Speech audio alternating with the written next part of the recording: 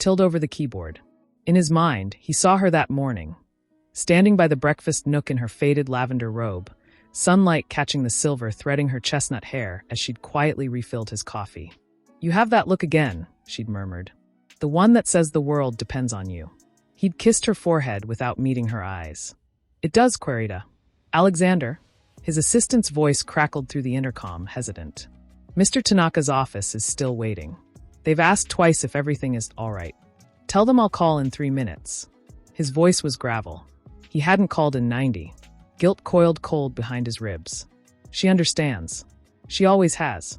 But the mantra felt brittle tonight. He glanced at the framed photo on his desk.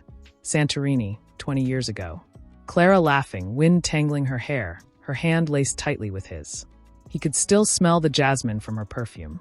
Now he couldn't recall if she'd worn earrings this morning. The town car moved like a silent vessel through rain-slicked streets. Alexander stared at his reflection superimposed over the blurred city lights. A man surrounded by everything, feeling utterly alone. Home. The word used to feel like sanctuary. Now it felt like a destination he kept postponing. He pictured her waiting. Not with anger. Never anger. With that quiet patience that somehow hurt more than shouting ever could. He hadn't noticed how she'd paused on the stairs yesterday, one hand resting lightly on the banister, breath catching just slightly before she smiled and said, "Just needed a moment." He'd been checking emails. The oak door opened before his key touched the lock. Clara stood framed in the warm glow of the foyer, wrapped in the cream cashmere shawl he'd brought her from Edinburgh a decade ago. Her smile was soft, practiced. But her eyes, those deep, warm brown eyes that had once been his compass, held a quiet exhaustion he couldn't ignore. "You're home," she said. No accusation. Only acceptance. It carved a hollow in his chest. "Bridge was chaos," he said, the lie smooth. He bent to kiss her cheek. Her skin was cool. Too cool. Beneath the lavender soap he loved, something fragile lingered, like pressed flowers fading. Her fingers brushed his sleeve, feather-light. "I kept dinner warm. Coco Vin. You mentioned missing your mother's recipe, back in March." Her voice was gentle, but her knuckles were white where she gripped the doorframe. His throat tightened. She remembered. Of course she remembered. He'd mumbled it while scrolling through headlines. She held his scattered words like sacred things. "Clara, I should just have toast. Need to finalize the Tokyo terms before bed." A flicker crossed her face, so fast he almost missed it. A shadow of hurt, quickly smoothed into serenity. "Of course." She turned toward the kitchen, but not before he saw the slight tremor in her step, the way she steadied herself against the wall. "Wait." He caught her hand. Her fingers were ice. "Talk to me. Please. What's wrong?" She turned. Moonlight from the hallway window caught the unshed tears glistening in her eyes. For one breathless second, the mask fell. He saw the loneliness, the quiet battle she fought alone. His heart hammered. "Say it. Tell me. Let me carry it with you." She took a slow breath. Swallowed the words. Smiled, a sad, beautiful curve of her lips. "Nothing is wrong, my love. I'm just happy you're here." Her thumb stroked his knuckles, a ghost of their younger days. "Don't work too late. The moon is full tonight. It's painting the garden in silver. I thought you might like to see it tomorrow." She slipped away, silent, leaving only the scent of lavender and a silence that roared. In his study, the laptop screen glowed like an accusation. He opened the contract. Words blurred. All he saw was Clara laughing with Sophia at last week's charity gala. Head thrown back, eyes crinkling with joy he hadn't sparked in months. Sophia. His chest tightened. The board's whispers slithered back. Too close, inappropriate. He'd pulled away from Sophia, Clara's dearest friend, the woman who'd held Clara's hand through her mother's funeral, to protect his marriage. But had his caution become the very wedge driving them apart? A soft knock. Clara stood in the doorway, holding a porcelain plate covered with linen. Pale. Ethereal. "I left it on your desk," she whispered. "Please eat." He stood, cupped her cold hands. "Stay. 5 minutes. Tell me one thing about your day. Anything." Her breath hitched. Eyes shimmered. She opened her mouth. This is it, she's going to say it. But then she closed her eyes. Shook her head faintly. "Another time," she breathed. "You carry enough." She pulled away, her touch lingering like a prayer. "Good night, my love." The door closed. Soft. Final. Alexander sank into his chair, untouched plate before him. Outside, the full moon bathed the sleeping garden in liquid silver, just as she'd said. He pressed his forehead to the cool glass. Rain traced paths like tears down the pane. In the profound quiet, a single truth echoed, raw and terrifying. Her silence isn't peace. It's protection. And I'm too late to ask what she's protecting me from. His phone lit up. A gentle reminder he'd set months ago. Call Clara. Just to say I love you. He hadn't.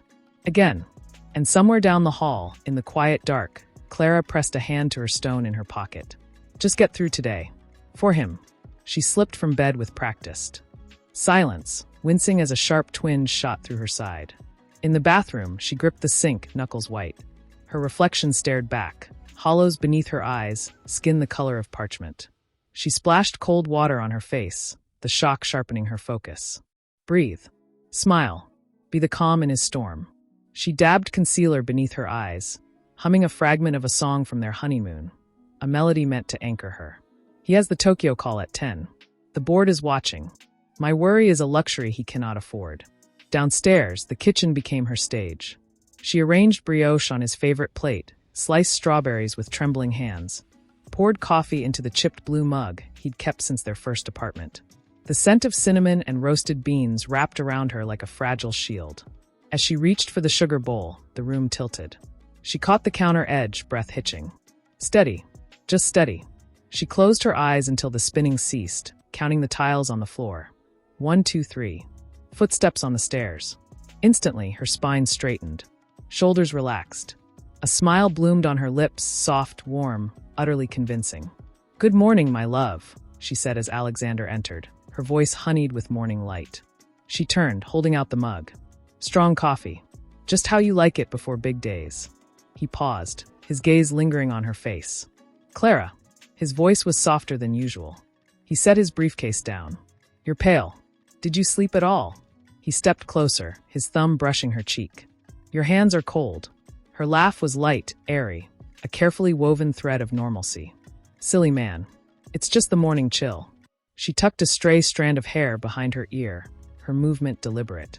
And I slept wonderfully. Dreamt of Santorini. Remember how you tried to speak Greek to that fisherman? She reached for his tie, fingers brushing his collar. You were so earnest. He pretended not to understand just to hear you try again. A flicker of warmth crossed his face. You remember everything. Someone has to hold our memories, she whispered, her eyes holding his. For a heartbeat, the mask slipped, the raw love beneath the performance visible. Then she turned back to the stove, her shoulders tightening. Don't look at me too long. Please.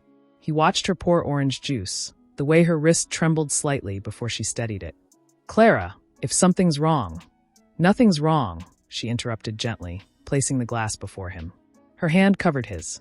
But you have that shadow behind your eyes again. The Tokyo merger. She squeezed his fingers. Breathe. You've built empires before breakfast. Today is no different.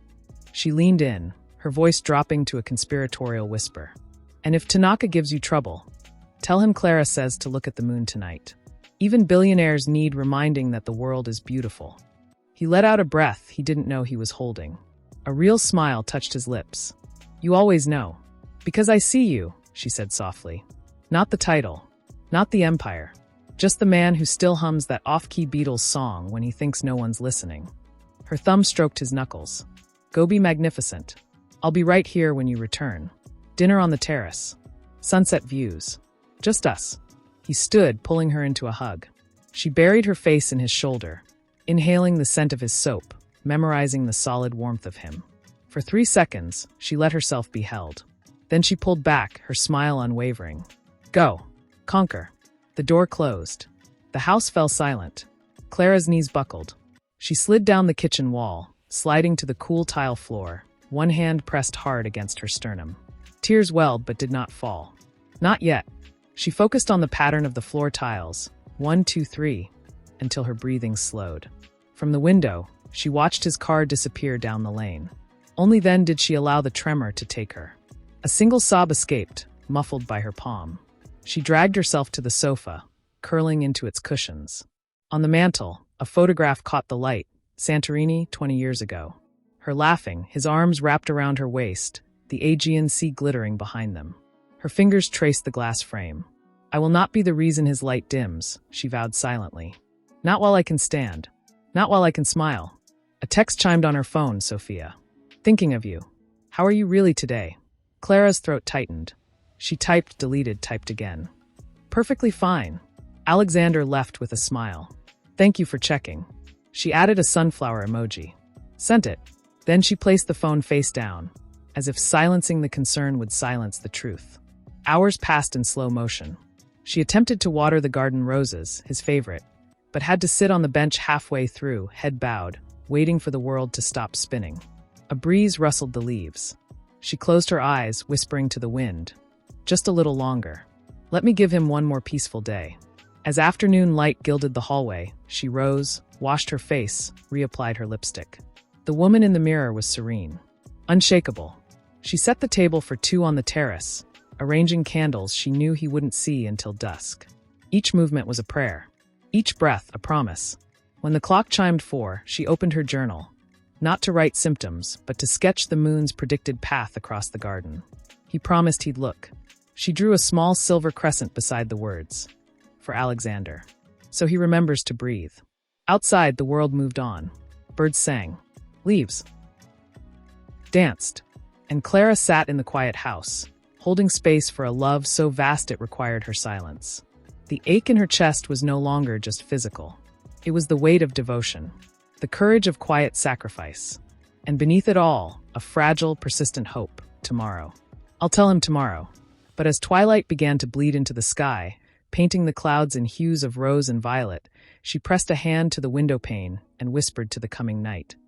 IME of the doorbell cut through the house's silence. Clara's hand flew to her chest, breath-catching. Too early for deliveries. Too gentle for Alexander.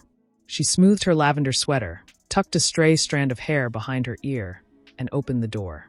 Sophia stood there, sunlight haloing her auburn hair. In one hand, a folder marked Hope Foundation Gala. In the other, a small terracotta pot cradling a single white gardenia. Her eyes, warm, intelligent, deeply knowing, softened the moment they met Clara's. Clara, she breathed, her voice like worn velvet. I was finalizing venue layouts and realized I'd left my notes here last Tuesday. She held up the folder, but her gaze never left Clara's face. I brought you this. Gardenias thrive in morning light. Like you. Clara's carefully constructed smile trembled. You shouldn't have. Her fingers brushed the flower's waxy petals. A memory surfaced. Sophia handing her this exact sapling years ago at Clara's mother's funeral. For when you need to remember, beauty grows after storms. Sophia stepped inside without waiting for an invitation, her movements quiet, respectful. She set the folder aside and turned, hands gentle on Clara's shoulders. Look at me. Her voice dropped, thick with 23 years of friendship. Your text said perfectly fine, but your eyes say otherwise. Always have. Since that rainy library steps day when you shared your umbrella and your silence. Tears welled, hot and sudden. Clara looked away, toward the garden where Alexander's favorite roses bloomed. He has the Tokyo call today. The board is circling. I can't. I won't be another wait. Her voice fractured on the last word. If he saw me like this, pale, trembling, he'd cancel everything. And his world would shrink to just my worry. Sophia's thumb brushed Clara's cheek, catching a tear before it fell. You carry his world like it's made of glass, she whispered. But who holds your glass, Clara? Who catches you? She guided Clara to the sun-dappled sofa, kneeling before her. I sat with your mother in that hospital room. I held your hand when you signed the papers. I know the shape of your strength, and I know when it's bending. Her eyes glistened. Let me be the ground beneath you. Just for today. Clara's composure shattered. A sob escaped, muffled against Sophia's shoulder. It's heavier lately. A dull ache behind my ribs. Like my heart is whispering warnings. She pulled back, ashamed. Don't look at me like that. I'm not broken. Never broken, Sophia said fiercely, cupping Clara's face. Just human. And humans aren't meant to carry storms alone. She reached into her bag, withdrew a smooth river stone etched with a single word, breathe. I carry one for every soul I love. This is yours. Hold it when the room spins. Squeeze it when the silence feels loud. You are not alone in this. From the hallway, a floorboard creaked. Both women froze. Alexander stood silhouetted in the doorway, briefcase in hand, tie loosened. His gaze flickered between Clara's tear-streaked face and Sophia's protective stance. For a heartbeat, shadows of doubt clouded his eyes, the board's whispers echoing. Too familiar, too present. Sophia rose slowly, placing the stone firmly in Clara's palm. She turned to Alexander, posture open, voice steady as bedrock. Your wife has been reviewing gala seating charts since dawn. She insisted the Calloway table needed rearranging, again, because Mrs. Calloway's arthritis flares near drafts. A gentle, truthful deflection. I was just reminding her that even saints need coffee. Alexander's shoulders relaxed, shame flushing his cheeks. He crossed the room, his large hand covering Clara's where it clutched the stone. I canceled the Tokyo call, he said, voice rough with emotion. Told Tanaka the CEO has a prior commitment, watching the sunrise with his wife. He knelt, forehead resting against hers. I'm sorry I didn't see it. I'm here now. Clara's tears flowed freely, not of pain, but of being seen. Truly seen. By both of them. Sophia quietly gathered her things. At the door she paused, her voice barely a whisper meant only for Clara's heart. The gardenia needs water every third day. Like hope. She met Alexander's eyes, her gaze unwavering. She is your compass, Alexander. Never doubt that. And I will always be the friend who reminds you both to look up. As Sophia's car disappeared down the lane, Clara leaned into Alexander's embrace, the river stone warm in her palm.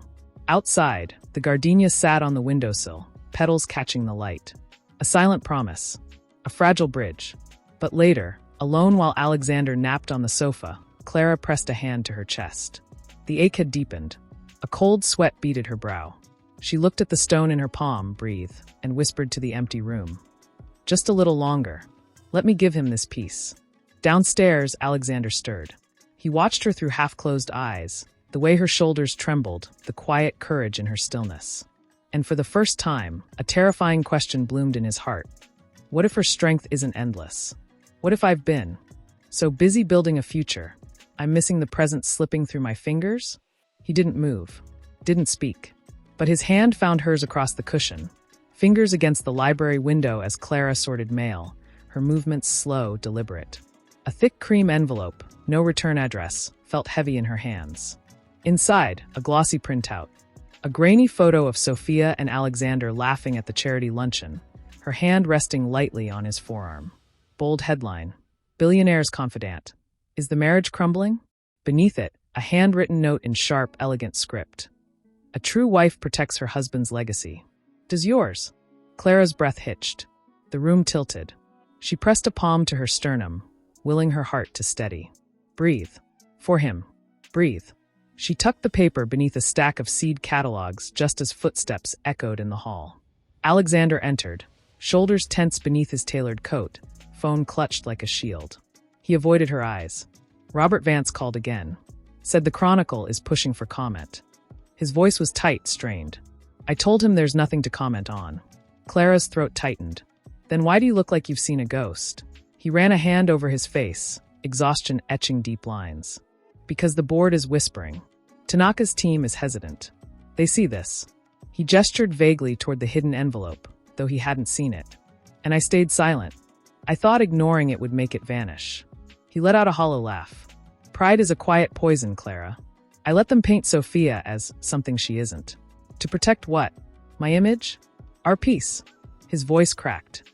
I failed her. And I failed you. Clara reached for his hand, her fingers icy. You didn't fail us. They failed decency. Her voice trembled with quiet fire. Sophia held my hand when Mama took her last breath. She brought soup for a week after. She is family. How dare they twist kindness into scandal? Tears welled in her eyes, not of sadness, but of fierce, protective love. Call her, Alexander. Now. Tell her you see her. Tell her we stand with her. She squeezed his hand, her gaze unwavering. Let the world whisper. Our truth is louder. He stared at her, this woman who carried a storm in her chest yet offered him an anchor. Shame burned hot behind his ribs. He pulled out his phone, thumb hovering over Sophia's contact. Then froze. A notification flashed. Board emergency, 10 a.m. Media escalation. Sophia Rossi named in new exposé. His hand dropped. Clara, if I defend her publicly, the headlines will drag you into the mud. Heartbroken wife, frail Clara. They'll use your strength against you. His voice broke. I can't bear that. Not when you need peace. Clara's smile was a fragile, luminous thing. She cupped his face, her thumb brushing away a tear he hadn't known he'd shed. My love, she whispered, her voice thick with emotion. Peace isn't silence. Peace is truth spoken without fear. You taught me that. On our wedding day. She pressed his phone into his palm, closing his fingers around it. Call her. For me. For us. I am stronger than their words. But I am not strong enough to watch you lose your integrity. In that moment, the weight of years, the missed calls, the guarded glances, the quiet sacrifices, collapsed into a single, crystalline truth. He saw not the fragile woman he feared breaking, but the warrior who had loved him through boardroom battles and silent grief. He saw Sophia's unwavering loyalty. He saw the cost of his silence. He lifted the phone, dialed, waited through 3 rings, his heart hammering against his ribs. Sophia, he said, his voice raw but clear. It's Alexander. I need to speak with you. Not as a CEO. As a friend. As a man who was wrong. He met Clara's eyes, and in them found the courage he'd misplaced. I am issuing a statement today, clearing your name, and I am apologizing to you and to Clara for my silence. A soft sob escaped Clara. She leaned her forehead against his shoulder, her body trembling with relief. He sees. He chooses us. But as Alexander spoke softly into the phone, no, please don't apologize. I owe you that. Clara's hand flew to her chest. A sharp, cold wave washed over her. The edges of the room blurred. She gripped the back of the chair, knuckles white. Not now. Please, not now. Clara. Alexander's voice cut through the phone call. He ended the call abruptly, catching her elbow as her knees buckled. Look at me. Breathe with me. In and out. Her eyes fluttered open, filled with apology. I'm sorry, the shock. It's just, she forced a weak smile. Don't stop fighting for her. Promise me.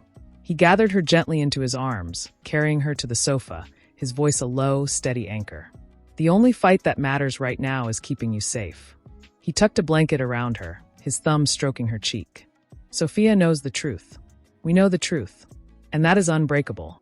But as Clara closed her eyes, a single tear tracing a path through her smile, Alexander stared at the crumpled envelope on the floor. The printed words glared up. Is the marriage crumbling? His jaw tightened. No, the marriage was not crumbling. It was being forged anew, in truth, in sacrifice, in the quiet courage of a woman who loved him enough to demand his integrity. He picked up his phone again, not to call Sophia, but to dial his head of communications. His voice was steel wrapped in velvet. Prepare a statement. Full-page ad in the Chronicle. Title, The Women Who Anchor Me. Include photos of Clara and Sophia, from the gala, from the garden, from 20 years of friendship. And these words. Sophia Rossi is a woman of profound integrity. Clara Moreau is my compass. Their friendship is my greatest blessing. Any attack on them is an attack on truth itself.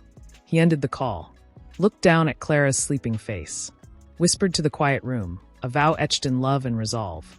No more shadows. No more silence. Outside, the rain softened to a mist. A single ray of sun broke through the clouds. Hone vibrated against the nightstand. A silent tremor in the fragile peace of their bedroom. 5:17 a.m. Clara stirred beside him, her breathing shallow, a faint sheen of sweat glistening on her temple.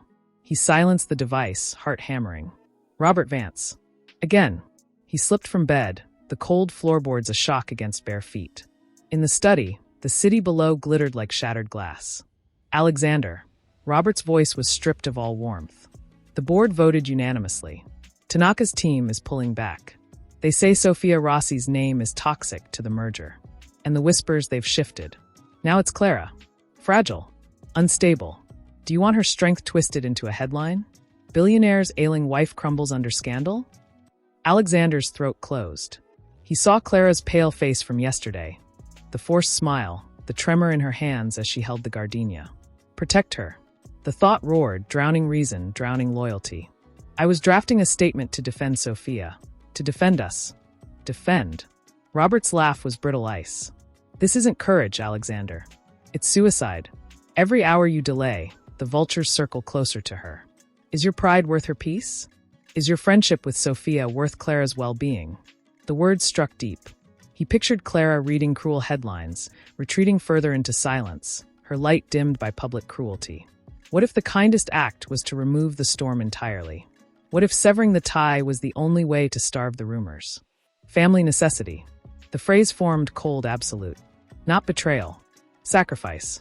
A brutal, necessary wall built around the woman he loved. "I'll handle it," Alexander whispered, the words ash on his tongue. Back at his desk, the laptop screen glowed like an accusation. His reflection stared back, a ghost of the man he once was. "Call her. Explain. Sophia deserves that." But Robert's warning echoed. Emotion is a luxury Clara cannot afford. He saw Clara's sleeping face, peaceful for a fleeting moment. For her. He typed with robotic precision. Subject.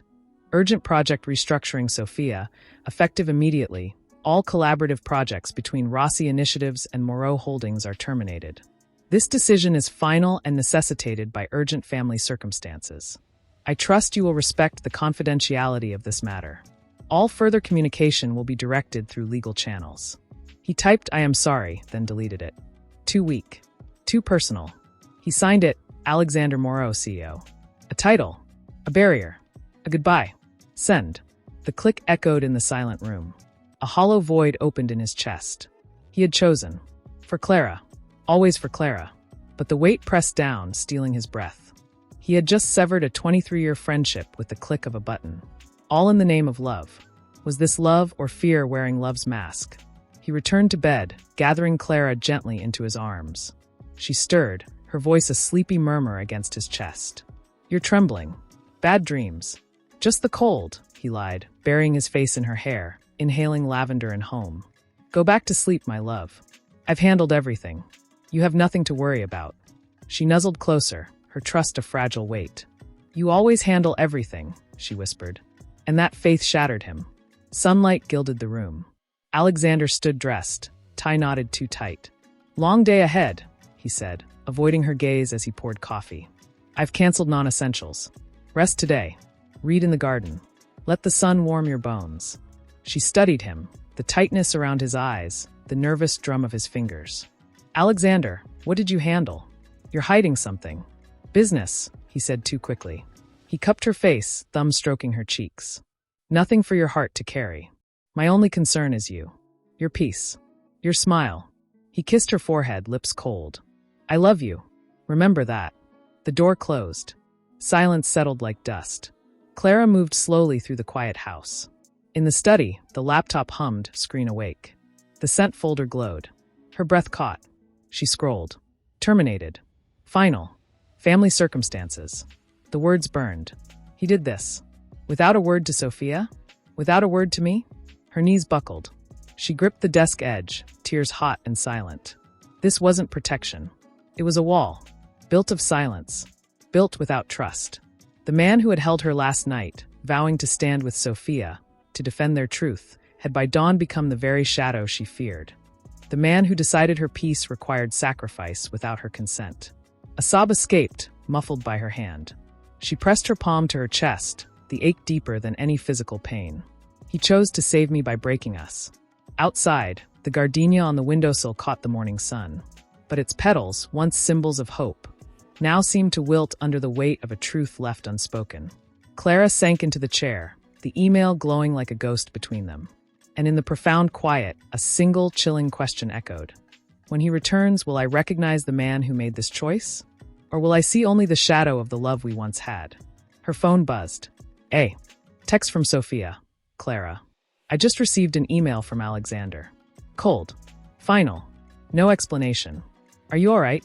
Is he all right? Please tell me this isn't what it looks like." Clara's fingers trembled over the screen. She typed, "I don't know." Deleted it. Typed again. "I'm so sorry." Sent it. Then placed the phone face down, as if silencing the truth could silence the fracture growing between them all. Down the hall, a floorboard creaked. Clara froze. He came back. Her heart hammered against her ribs. But the house remained silent. Only the wind whispered through the garden, holding its breath. The desk until the white-knuckled tension eased. Just the wind. The mantra felt like a prayer. She closed her eyes. Alexander's email glowed behind her lids, terminated. Final. Family circumstances. Each word a shard of ice. But beneath the hurt, a deeper current swirled, understanding. She had seen the shadows under his eyes that morning, heard the tremor in his voice when he whispered, "My only concern is you." He hadn't acted from cruelty. He had built this wall of silence, believing it would shield her. "He thinks he is saving me." Her phone pulsed softly against the desk. Sophia's text glowed. "Clara, please, tell me this isn't what it looks like." Clara's thumb hovered. "Type the truth. Defend her. Demand he explain." But then she pictured Alexander's face, the exhaustion etched deep, the way his shoulders had carried the weight of empires before he even left the house. If I confront him now, if I add Sophia's pain to his burden, will he break? Her love for him was a compass needle trembling toward mercy. Wait. Wait for his eyes to clear. Wait for the storm to pass. Then speak, with grace, not accusation. A soft sob escaped. She pressed her palm hard against her sternum, where the ache had deepened into a cold, insistent pressure. Breathe. For him. Breathe. She walked to the window.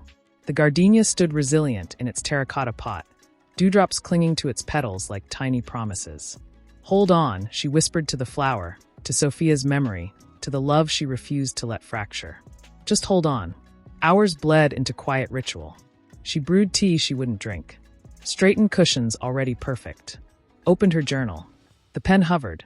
"My dearest Alexander," she began, then crossed it out. "Too heavy. Today my heart ached for you," she tried. Still wrong. Finally, she wrote only, "I choose to wait. Not from fear. From love. I trust you. I trust us." She closed the journal. The words were a vow etched in ink and hope. Dusk painted the sky in bruised purples when the front door finally opened. Footsteps, slow, heavy with exhaustion. Clara's pulse fluttered. She smoothed her sweater, took a steadying breath, and met him in the hall. Alexander stood framed in the doorway, suit rumpled, face etched with a fatigue that went deeper than bone. He looked older. The vibrant man who'd kissed her forehead that morning felt like a memory. Their eyes locked, a universe of unspoken words hanging between them. Clara saw the question in his gaze. "Do you know? Are you angry?" She stepped forward, her smile soft, deliberate. "You're home." Her voice was warm honey, belying the tremor in her hands. She took his briefcase, fingers brushing his. "I made lemon chicken. And opened that Barolo you've been saving." Her thumb gently loosened his tie. "The board meeting was long, I imagine." He flinched at board, eyes flickering with guilt. "Clara, about today. There are things I need to." "Shuh." She pressed a finger to his lips, feather-light. "Not now. You are home. You are safe. Let the world wait." Her thumb stroked his cheek, catching a smudge of dust. "You carry enough. Let me carry this moment for you." His breath hitched. He covered her hand with his own, gripped tight, desperate. "You are too good to me," he whispered, voice thick. "I don't deserve your kindness." "Love isn't about deserving," she said softly, leading him toward the dining room. "It's about choosing. Every day, I choose you." She held his gaze, pouring every ounce of conviction into the words. "I choose to wait. I choose to believe in us. Eat. Rest. Tomorrow is a new day." Over dinner, she listened as he spoke of neutral things. The weather, a book he'd started, how the city lights glittered after rain. She laughed at his dry jokes, refilled his glass, never letting her eyes drift toward the study where the email waited like a ghost. But beneath the table, her foot tapped a nervous rhythm. Ask him. Just ask. The urge was a physical ache. Yet every time she saw the fragile peace in his eyes as he described the sunset over the river, she swallowed the words. Not yet. Not when he is this tired. Later, as he sat in his armchair with a book he wasn't reading, Clara brought chamomile tea. She knelt beside him, hand resting on his knee. "Alexander," she began, voice barely a whisper. His eyes lifted, wary. "Whatever burden you carry, know I am here. Not to judge. Not to demand. Just here." She squeezed his knee. "When you are ready to share, I will be ready to listen. With my whole heart." He looked down at her, expression crumbling into raw vulnerability. A single tear traced a path through the exhaustion on his cheek. He didn't speak. He simply covered her hand with his, thumb stroking her knuckles in a silent, desperate thank you. In that touch, Clara felt the weight of his regret, his fear, his love, a tangled not only time and truth could unravel. But for tonight, this fragile truce of silence was enough. After he fell asleep on the sofa, Clara covered him with a blanket, movements tender. She stood watching the rise and fall of his chest, memorizing the lines of his face. Then she turned and walked slowly up the stairs. In her bedroom, she sat on the edge of the bed, the river stone cool in her palm. She closed her eyes, whispering into the darkness. "Forgive me, Sophia. Forgive me for waiting. But his heart is breaking, and I cannot add one more splinter to the weight he carries." A tear slipped free. "I will tell him tomorrow. I promise." But as she lay down, the ache in her chest deepened, a cold, insistent pressure. She pressed her hand against her sternum, breathing through the wave of dizziness. Just until morning, she pleaded with her own body. "Let me give him one more night of peace." Outside, the moon rose, casting silver light across the floor. Clara closed her eyes, holding her breath, holding her love, holding the fragile, terrifying hope that tomorrow would bring the courage to speak and the strength to be heard. Downstairs, Alexander stirred awake. He looked toward the empty staircase, then at his hands, still holding the space where her hand had been. A single, silent tear fell onto the blanket she had tucked around him. "She knows," he realized, heart-shattering. "And she is protecting me anyway." He pressed his forehead to his knees, the weight of her silent grace heavier than any boardroom battle. "Tomorrow," he vowed into the quiet dark. "Tomorrow I will find the words. I will earn a stray strand of hair behind her ear and open the door." Sophia stood on the step, wind tousling her auburn hair, shadows pooling beneath eyes that had clearly not slept. In her arms, a wicker basket, warm sourdough from Clara's favorite bakery, a jar of wildflower honey from her own garden, and nestled beside them, a single white gardenia in a tiny ceramic vase. No anger in her posture, only quiet sorrow. "Clara," Sophia whispered, voice thick with unshed tears. Her gaze swept over Clara's face, the faint tremor in her lips, the forced calm in her eyes, and her own composure fractured. A single tear traced her cheek. "You look like you've been holding your breath for days." Clara's throat closed. She stepped aside without a word. The scent of Sophia's jasmine perfume unlocked 23 years of shared history. Library steps in the rain, hospital vigils, whispered secrets under moonlight. Now the air hummed with fragile truth. They sat at the sun-dappled table. Steam curled between them like a fragile veil. Sophia reached across, her fingers brushing Clara's icy ones. "I read his email 3 times, she began, voice steady despite the tremor in her hands. "Terminated. Final. Family circumstances." A soft, broken laugh escaped her. "I drafted 17 replies. Angry. Sad. Proud. But this morning, all I could think was, how is Clara breathing through this?" Clara's tears fell freely. "I didn't know. I found it in his sent folder. I wanted to call you, to scream at him with you, but he looked so shattered last night, like he'd carved out a piece of himself to protect me." Her voice cracked. "I chose silence, and I hate myself for it." Sophia's hand tightened around hers. "Don't." Her eyes, warm and unwavering, held Clara's. "I know the man he is. I know the vultures circling his empire. And I know you." She pushed the gardenia closer. "This isn't for him. It's for you. Because you are my friend. And friends don't vanish when storms come. They bring light." Clara covered her mouth, shoulders shaking. All the guilt, the sleepless nights, the hidden texts, the weight of choosing between loyalty and love, poured out in silent sobs. Sophia didn't offer empty comfort. She simply sat, a steady anchor, her thumb stroking Clara's wrist in the rhythm they'd shared since college. "I am here. I see you. You are not alone." After a long silence, Clara wiped her eyes. "He thinks he's shielding me. But his silence, it's building a wall between us. And I'm so tired of waiting on the other side." Sophia's gaze softened with profound understanding. "Then meet him halfway." She placed a smooth river stone on the table, identical to the first, but etched with a new word, enough. "This is for when the waiting becomes heavier than the truth. Hold it. And know I am here. Not for the merger. Not for the headlines. For you." Her voice dropped to a whisper. "You taught me that love isn't about perfect choices. It's about showing up, even with cracked hands." He showed up yesterday. He just showed up broken. Clara's breath hitched. "What if my truth breaks him further? What if your silence breaks you?" Sophia countered gently. "You are not fragile, Clara. You are fierce. But even the strongest trees need roots to hold them." She cupped Clara's face, tears glistening in her own eyes. "I am not angry at you. I am worried for you. That's the only truth that matters today." A sudden wave of dizziness washed over Clara. The kitchen tilted. She gripped the table edge, knuckles white.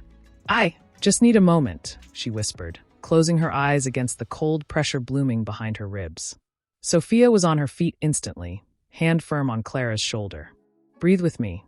In and out." Her voice was a calm anchor. "Shall I call him? I'll wait on the porch." "No," Clara pleaded, panic flashing in her eyes. "Not yet. He has the board meeting at noon. Let him have this morning." She forced a steadying breath, the pressure receding slightly. "I'm all right. Truly." Sophia studied her, the pallor beneath her smile, the slight tremor in her hands, and her expression shifted from concern to quiet resolve. She didn't argue. She simply nodded, respecting Clara's choice. "Then I will go." She pulled Clara into a tight embrace, whispering against her hair. "You are loved. You are seen. You are enough. Never doubt that." At the door, Sophia paused, hand on the knob. "Clara, whatever happens, our friendship is not a casualty of his fear. It is a sanctuary. For both of us." A sad, tender smile touched her lips.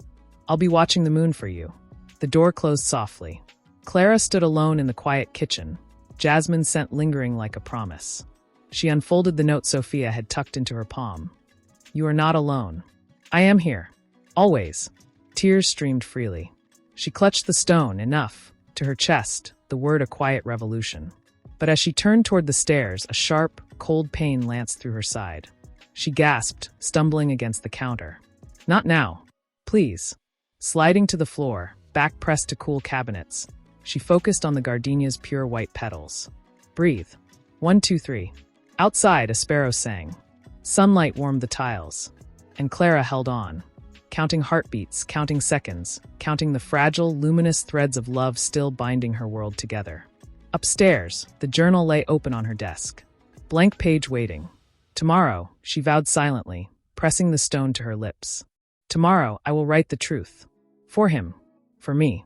For us." But as she pushed herself up, using the counter for support, her reflection in the hallway mirror gave her pause. Pale, eyes shadowed, yet beneath the exhaustion, a new light. A quiet courage. She tucked the stone deep into her sweater pocket. A secret weight. A silent promise. Down the street, Sophia's car disappeared around the bend. And high above, the fingers, though trembling slightly, moved with quiet reverence. Not fear. Love. This is love. She laid the journal open on her lap, the pen resting beside a single sheet of cream-colored paper. Her breath steadied. Write what matters. My love, if these words find you, know they were written in sunlight with gratitude.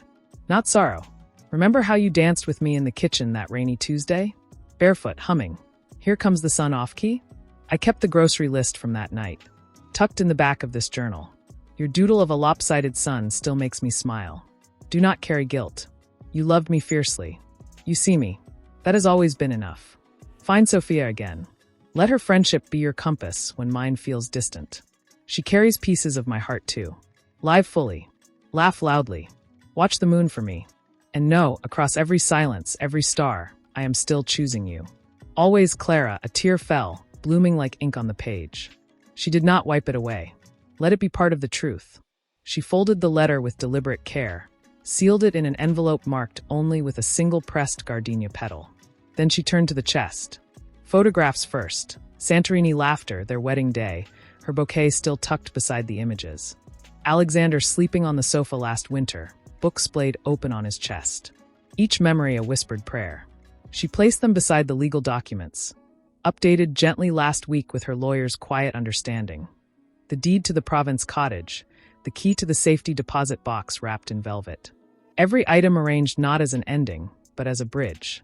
So he never doubts he was loved. A soft gasp escaped her. A wave of cold pressure tightened behind her ribs. She closed her eyes, palm pressed firm against her sternum. Breathe. In and out. The river stones, breathe enough, rested cool in her pocket. She focused on the weight of them, on the love in her hands. This is not surrender. This is stewardship. She opened the journal once more, turning to a fresh page. Her handwriting, though faint, flowed with serene certainty. Today, Sophia's gardenia bloomed fully on the windowsill. A quiet miracle. I watered it with hope. I organized these things not because I am leaving, but because I love too deeply to leave chaos. Every document, every memory, is a thread of light for him to follow back to love. I am not afraid. I am anchored. In him. In us. in the certainty that love outlasts every silence. She closed the journal, tucking it beneath a stack of roomy poetry on her nightstand, their favorite. The cedar chest slid silently back beneath the bed. All traces of her quiet labor vanished. Only the love remained, humming in the room like sunlight. Then a sound. The gentle click of the front door. Footsteps. Earlier than expected. Her heart fluttered, but her hands stilled. Peace. Not panic. She smoothed her lavender sweater, wiped the single tear from her cheek, and walked to the hallway mirror. She met her own gaze, the shadows beneath her eyes, yes, but also the quiet light within. I am here. I am loved. I am ready. She descended the stairs just as Alexander stepped into the foyer. His tie was loose, his shoulders slumped with a weight deeper than boardrooms. But when his eyes found hers, the exhaustion melted into something raw, tender. Clara, he breathed, his voice thick. He didn't move toward her. Just stood there, vulnerable. I walked out of the merger meeting. Robert was furious. But all I could see was your face this morning. The way you looked at me like I was still the man who carved that chest. He swallowed hard. I've been so busy trying to protect you from the world. I forgot to protect us from my silence. Tears welled in her eyes, not of sadness, but of awe. He is here. Truly here. She closed the distance between them, her hands rising to cradle his face. Her thumbs brushed his cheeks, catching the single tear tracing his jaw. You are that man, she whispered, her voice steady as bedrock. You have always been that man, and I have never stopped seeing him. He covered her hands with his own, his grip fierce, trembling. I terminated the partnership with Sophia. I thought it would shield you, but it only built a wall between us, between me and the truth. His voice broke. I was wrong, so wrong, and I am so sorry. Clara leaned her forehead against his, their breaths mingling. Then we rebuild, she murmured. Together, brick by brick, truth by truth. She pressed the river stone enough into his palm, closing his fingers around it. This is from Sophia. She left it for you. She said, tell him I am not angry. I am waiting. Alexander's breath hitched. He stared at the stone, then at her face, really looked. Saw the serenity beneath the fatigue, the unwavering love in her eyes. How are you so strong? He whispered. Because loving you is my strength, she said softly. Not my burden. He pulled her into his arms then, holding her as if she were the only solid thing in a spinning world. And in that embrace, Clara felt it, the fragile, beautiful mending of a fracture. Not fixed. Not yet. But seen. Honored. Held. Later, as twilight painted the sky in rose and gold, they sat on the terrace hand in hand. The gardenia glowed in the fading light. Alexander's thumb stroked the etched word on the stone still clutched in his palm. Enough. Clara rested her head on his shoulder, her heart a quiet drum against his side. She did not speak of the chest beneath the bed. She did not mention the letter sealed with a petal. Some loves are too deep for words. Some preparations are acts of grace. But as the first star appeared, she whispered into the gathering dusk, her voice barely audible. Promise me one thing. Anything, he breathed. Promise me we'll watch the moon together tomorrow. He turned her face gently toward his eyes glistening with a vow. Every tomorrow, for as many as we are given. And in that promise, fragile and fierce, the future held its breath. Not with dread, always in the garden at dawn. But today the silence felt different. Thicker. He found her on the stone bench beneath the old oak, wrapped in the cream shawl, staring at the gardenia. Her shoulders were unnaturally still. Too still. When she turned, her smile bloomed instantly, but it didn't reach her eyes. Shadows pooled beneath them like spilled ink. Couldn't sleep? He asked, kneeling before her, his hands covering hers. Ice. Always ice. She squeezed his fingers, her voice a soft melody. Just watching the light change on the petals. See how the dew catches the sun? Like tiny diamonds. She lifted a trembling hand toward the flower. Sophia's gift is thriving. Isn't that beautiful? He saw it then, the faint tremor in her wrist, the way her breath hitched mid-sentence. Clara. His voice cracked. Look at me. Really look at me. Are you all right? Her laugh was a fragile bird taking flight. Silly man. Of course I am. She smoothed his furrowed brow with her thumb.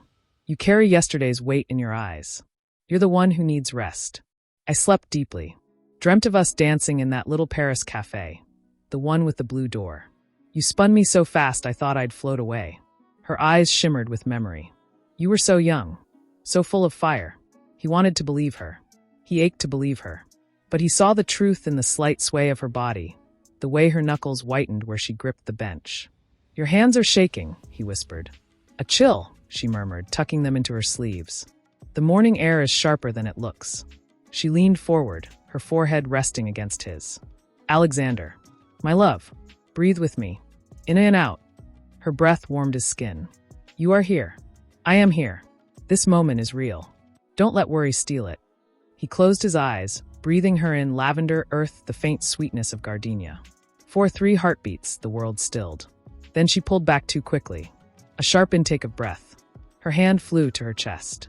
"Clara, just a stitch," she breathed, forcing a smile. "Too much bending in the roses yesterday." She stood, movements deliberate, graceful. "Come. Breakfast. I made your favorite, brioche with orange marmalade. And I found that old photo album. The one from Provence. I thought we could remember." He followed her inside, his gaze fixed on the slight hitch in her step, the way she paused at the kitchen doorway, one hand braced against the frame. "She's hiding it. For me." The realization was a knife to his soul. He watched her pour coffee, her wrist trembling as she set the cup before him. When she turned to the stove, her shoulders stiffened. A soft gasp escaped her, barely audible, swallowed instantly. "Clara." He was beside her in 2 strides, his arms circling her waist. "Talk to me. Please." She turned in his embrace, her eyes swimming with tears she refused to shed. "It's nothing," she whispered, her palm pressing flat against his cheek. "Just tiredness. A long night of beautiful dreams." Her thumb stroked his jaw. "You held me so tightly last night. I felt safe. Truly safe. That kind of peace leaves the body soft. Gentle." She offered a watery smile. "Don't mistake tenderness for weakness." He buried his face in her hair, inhaling the scent of home. "You are the strongest person I have ever known," he murmured against her temple. "But you don't have to be strong alone." "I know," she breathed. And in that whisper he heard the truth she couldn't voice. "I am trying. For you. For us." Later, as she arranged strawberries on his plate, humming their song, he saw it. A flicker of pain behind her eyes, quickly masked by serenity. He saw the way her fingers trembled as she lifted her own teacup. He saw the love in every careful movement, the sacrifice woven into every smile. "Rest today," he said softly, covering her hand with his. "Let me bring you tea. Let me read to you on the terrace. Just let me hold you." Her eyes closed. A single tear escaped, tracing a path through her smile. "Yes," she whispered. "I would like that very much." But as she turned to the window, watching sparrows dance in the bird bath, her reflection in the glass betrayed her. Pale, fragile, her hand pressed hard against her sternum. 1, 2, 3, she mouthed silently. "Breathe." Alexander saw it all. The quiet battle, the love that refused to burden him, the courage that wore a smile like armor. He did not look away. He poured her tea with steady hands.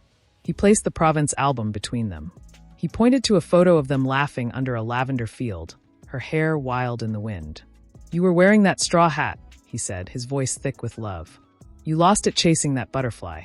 We searched for an hour." She laughed, a real, warm sound that lit her face. "And you found it caught in the olive tree. You looked so proud." Her fingers brushed the photo. "We were so happy." "We are happy," he corrected gently, lacing his fingers through hers. "Right now. This moment. This breath." Her gaze held his deep, tender, infinite. "Yes," she whispered. "We are." But as the clock chimed 11, a shadow crossed her face. A cold sweat beaded her brow. She excused herself softly. "Just need a moment of air," and stepped onto the terrace. Alexander watched her through the glass door. Saw her grip the railing.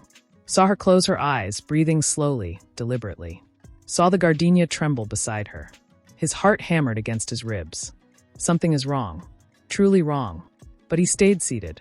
He honored her silence. He trusted her strength. He loved her too deeply to shatter the fragile piece she had woven with such care. He opened the album to a new page. A photo of Clara laughing, head thrown back, sunlight in her hair. He traced her smile with his thumb. "Hold on," he prayed silently. "Just hold on a little longer." Outside, Clara opened her eyes, looked toward the window, saw him watching her, not with fear, but with unwavering love. She offered a small, genuine smile. A promise. A plea. Soon, her eyes seemed to say. "Soon, I will tell you everything." But the sun climbed higher. The breeze stilled, and in the quiet space between, as if sensing the quiet tension in the air. "Tell me about the stars last night," Clara murmured, her voice softer than usual. She lifted her lemonade glass. Her hand trembled. A single drop traced a path down the condensation. "You promised you'd watch for Orion."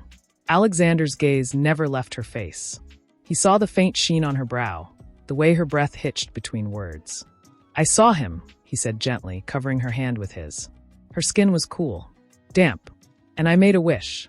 He squeezed her fingers. "For more mornings like this. More laughter. More of you."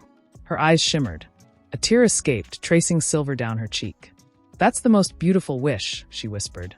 Then she smiled, a real, tender thing that lit her face like dawn. "I wish it too." She reached for the bread basket. Her fingers fumbled. The wicker handle slipped. "Silly hands," she breathed, laughing softly. But the laugh caught. Her breath shortened. "Just a little warm." "Clara." His voice tightened. He stood, circling the table. "Look at me."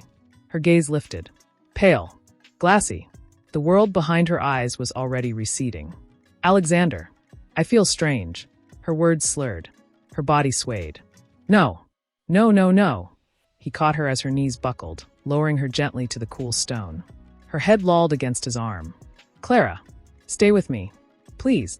His voice shattered. He cradled her face, thumbs brushing her cheeks. "Open your eyes. Look at me." Her eyelids fluttered. A whisper escaped her lips. "Don't be afraid." "Maria," he roared, tears streaming. "Call 911. Now."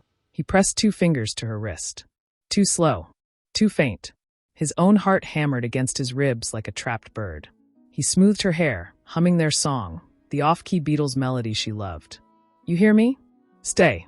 I haven't danced with you in the kitchen in weeks. I haven't told you how the moon looked. I haven't said I love you enough today." His voice broke into a raw sob. "I love you, Clara. More than my next breath. Come back to me." Sirens wailed in the distance. Red and blue lights painted the garden wall. Paramedics moved with calm urgency. Oxygen mask. Stretcher. Alexander never released her hand. He climbed into the ambulance beside her, his world reduced to the rhythmic beep, beep, beep of the monitor and the paramedic's steady voice. "She's stable, sir. You're doing great. Keep talking to her." He leaned close to her ear, his words a desperate, loving stream. "Remember Provence? The lavender fields? We'll go back. I'll hold your hand the whole time. We'll call Sophia. We'll mend everything. I swear it." His tears fell onto the white sheet. "But you have to be there with me. You have to." At St. Jude's, sterile lights blurred into a nightmare. Nurses guided him to a plastic chair. "The doctor will be with you shortly." He didn't sit. He paced. I saw the tremor in her hands. I saw the pallor. I let her smile fool me. Guilt was a knife twisting deep. He sank against the wall, forehead pressed to cool tile. "Take my empire. Take my name. Just give her back to me." "Mr. Moreau?"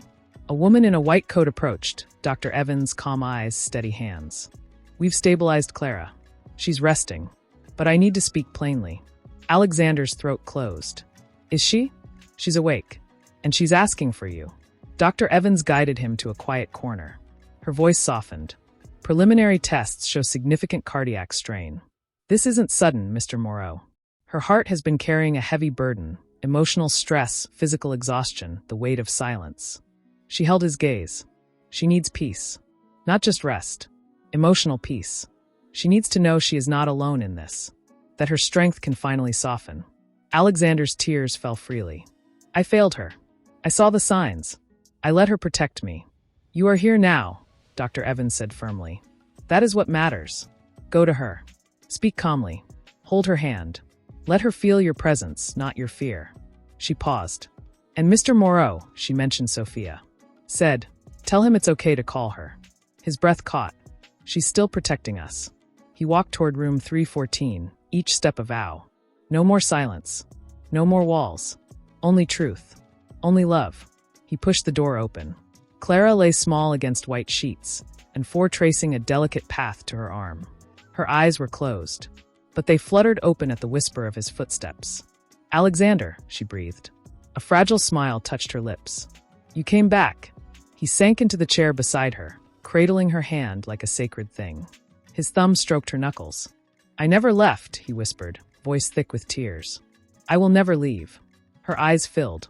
I'm sorry I scared you. Shoo. He pressed her hand to his lips. No apologies. Only truth.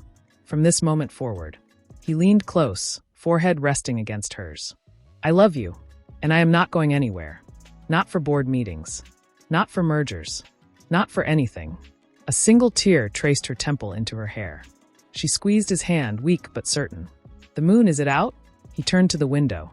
A sliver of silver hung low in the twilight sky. Yes, he whispered. It's painting the world in silver. Just for you. Outside, the city hummed. But in that quiet room, time stilled. Two hearts beat in fragile sync. One mending. One vowing to protect it. And in the gentle space carried no charts, no cold instruments, only the weight of truth. Alexander didn't release Clara's hand. He couldn't. His entire world had shrunk to the fragile pulse beating beneath his thumb. May I? Dr. Evans whispered, pulling the chair close. Her gaze settled on Clara first, warm, honoring. You're awake. That matters. You deserve to hear this with your own ears. Clara's fingers tightened around Alexander's. A single nod. Her eyes held his. I'm here. We're here. Dr. Evans folded her hands. Clara has Takotsubo cardiomyopathy, broken heart syndrome. It's not caused by blocked arteries, but by prolonged emotional strain. Her heart muscle has been weakened, slowly, silently, by carrying burdens she should never have carried alone. Her voice softened, thick with reverence. This isn't weakness, Clara. It's the physical echo of profound love, of protecting someone you cherish so deeply you forgot to protect yourself. Alexander's breath shattered. Silently, he saw every missed sign. The tremor in her hands after finding his email to Sophia, the way she'd pressed a palm to her chest while smiling at breakfast, the quiet tears she'd hidden in the garden. I saw. I chose to look away. A cold sweat slicked his skin. Will she recover? The words were splinters in his throat. Yes, Dr. Evans said firmly, her eyes locking with his. With medication. With cardiac rehab. But the most critical medicine isn't in a bottle. She leaned forward, voice dropping to a sacred hush. Her heart requires emotional sanctuary. No more hidden worries. No more, I'm fine when she's drowning.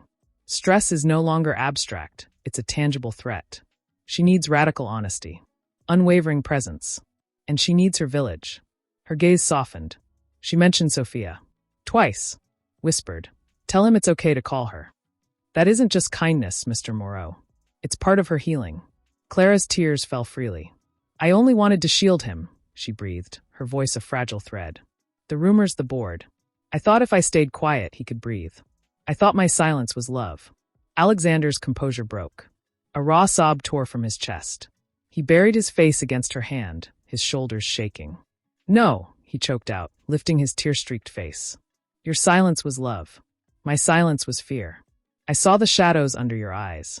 I felt your hands tremble. And I let you carry the weight of my pride. He pressed her palm to his lips, his tears warm against her skin. I am so sorry. Forgive me. There is nothing to forgive, Clara whispered, her thumb stroking his cheek. You are here now. Truly here. That is my peace. Dr. Evans watched them, her own eyes glistening. This, she murmured, is where healing begins. Not in perfection. In presence. She stood, placing a gentle hand on Clara's shoulder. Rest now. Tomorrow we begin gently. But tonight, her gaze held Alexander's. Hold her hand. Speak softly. Let her feel your truth. And call Sophia. Not tomorrow. Tonight. Trusted love is oxygen for her heart.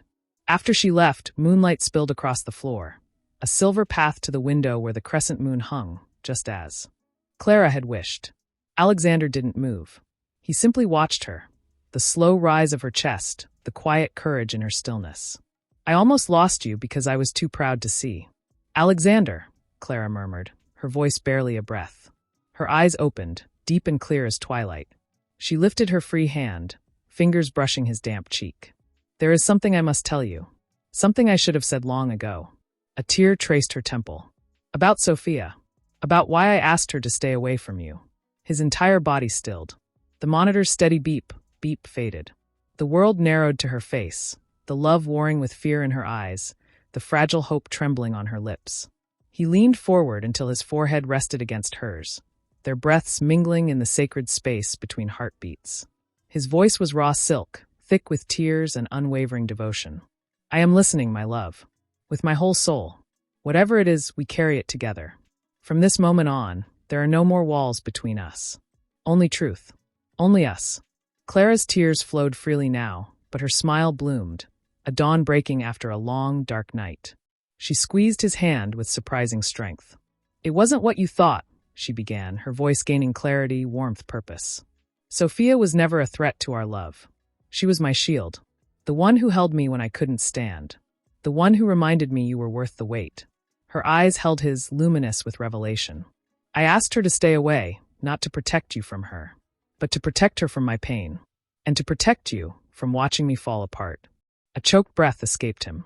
All this time, she sat with me every Tuesday, Clara whispered, tears glistening like stars. Brought gardenias. Held my hand while I cried. Never once spoke ill of you. Only said he loves you. He's just lost in the storm. Her voice broke with tender awe. She loved us both enough to step back, so I could find my way back to you. Outside, a single sparrow landed on the windowsill. Moonlight caught the dew on its wings. Inside, Alexander's tears fell, not of guilt but of awe, of grace. He cradled Clara's face, his thumbs brushing away her tears. Then we bring her back, he vowed, his voice steady as bedrock. Not as a gesture, as a promise. Our promise. To build a circle of love strong enough to hold us all. Clara's eyes closed. A soft, relieved sigh escaped her lips. Yes, she breathed. Together. And in that quiet hospital room, beneath the watchful moon, a new truth took breathing had softened into the steady rhythm of near sleep, but her fingers still curled around Alexander's, a fragile anchor in the quiet dark. He traced the veins on her wrist, each pulse a whispered prayer. Stay. Stay. Stay. Don't go, she murmured without opening her eyes. Her voice was a thread of silk, frayed but unbroken. Stay right here. Just hold my hand while I find my words. He pressed his lips to her knuckles. I'm not moving. Not an inch. She turned her head slowly toward him, moonlight catching the tears tracing silent paths into her hair. When the rumors started, when the board whispered about Sophia, I saw the weight in your shoulders. I saw you trying to shield me from the storm. A soft, aching breath. So I built my own shelter. And I asked Sophia to step back. Not because I doubted her loyalty. Never that. Her voice trembled, gaining strength with each word. I asked her to stay away, to spare you the sight of my unraveling, to spare her the grief of watching me fade, and to spare myself the shame of needing to be held up. Alexander's throat tightened. He saw it all now.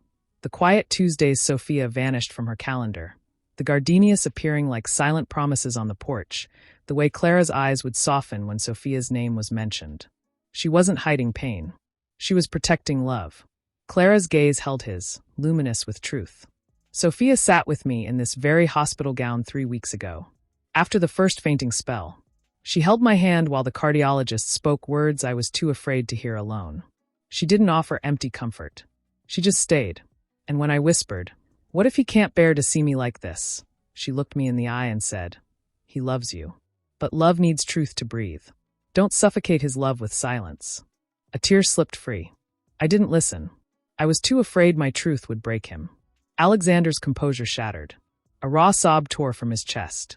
He leaned forward until his forehead rested against hers, their tears mingling. "You are my truth," he choked out, voice thick with reverence. "Not the empire. Not the title. You. Every tremor in your hand. Every silent tear. Every breath you fight for. That is what I love. That is what I need." Her hand rose weakly to cradle his cheek. "Then let me give you my truth now," she whispered. "My heart is tired.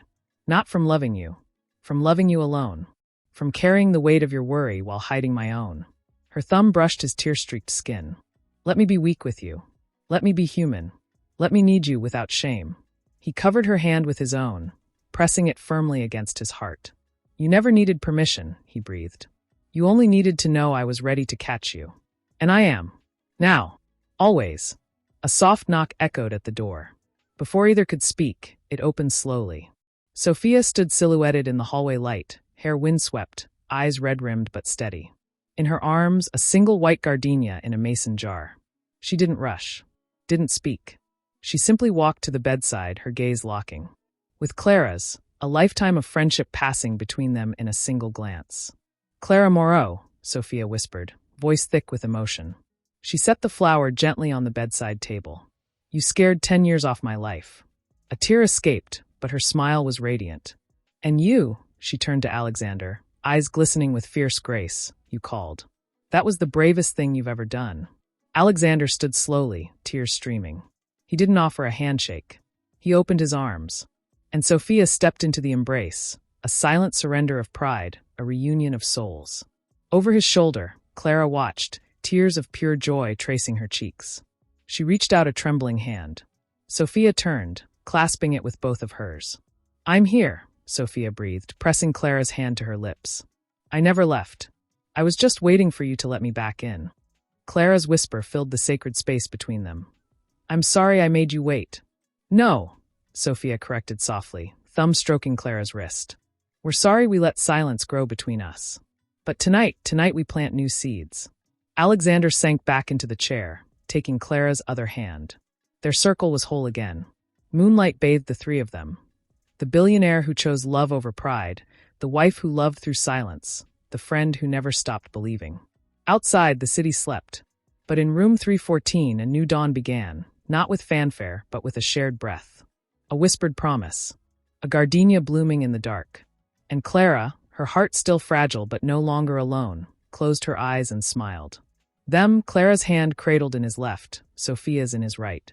Tears streamed freely down his weathered cheeks, but he made no move to wipe them away. This was not a moment for pride. This was truth laid bare. I see it now, he whispered, voice fractured yet clear. He turned his gaze first to Clara, his thumb stroking her fragile wrist. I saw you pressing your palm to your chest at breakfast. I saw the way your smile didn't reach your eyes when you said, I'm fine. I saw the tremor in your hands as you poured my coffee, and I let you carry it alone. His voice cracked. I told myself I was protecting you, but I was protecting myself from the terror of seeing you hurt, from the helplessness of not having a solution. He squeezed her hand, tears falling onto the white sheet. Your silence was love. My silence was cowardice. And I am so deeply sorry. Clara's breath caught. A single tear traced her temple. Alexander. No, he breathed, shaking his head gently. Let me say this. Please. He turned to Sophia, his eyes swimming with anguish. And you, Sophia. I reduced 23 years of loyalty to a headline. I let boardroom whispers poison my judgment. That email, terminated. Final. Family circumstances. I wrote those words believing I was shielding Clara. But I was shielding my own fragile ego. His voice dropped to a shattered whisper. You held her hand when her mother died. You brought soup for a week. You sat with her in this very hospital gown 3 weeks ago while she faced a diagnosis she was too afraid to share with me. A sob escaped him. And I repaid your devotion with cold professionalism. I wounded a woman of integrity and called it love. Sophia's composure softened. She knelt closer, her free hand rising to cradle his cheek. Alexander, she murmured, her voice thick with emotion. Look at me. When his tear-filled eyes met hers, she continued, voice steady as bedrock. I felt the sting of that email. But I never doubted the man beneath the title. The man who carved that cedar chest for Clara's 30th birthday. The man who danced with her barefoot in the kitchen at midnight. A tear slipped down her own cheek. You called me tonight. You opened this door. That took more courage than any boardroom battle. Forgive yourself. We have already forgiven you. Clara's fingers tightened around his. She's right, she whispered, her voice gaining strength with each word. Your regret is not a burden to carry. It is proof of your love. But do not let it chain you. We are here. Now. This circle is whole again. Her eyes shimmered with tender clarity. We were two souls loving each other in the dark, too afraid to light a candle. Tonight, we lit it together. Alexander's shoulders trembled, not with sorrow, but with release. He lifted their joined hands to his lips, kissing Clara's knuckles first, then Sophia's. I spent 30 years believing strength was silence, he vowed, his voice gaining quiet power. I was wrong. True strength is saying, I am afraid. True love is holding hands in the storm. From this moment forward, no more assumptions. No more walls. Only truth. Only presence. Only us. A soft sigh escaped Clara. Her eyelids fluttered closed, her breathing deepening into the gentle rhythm of true rest, the first peaceful sleep she'd known in months. Sophia hummed a faint, familiar melody, the same lullaby she'd sung to Clara during her mother's final days.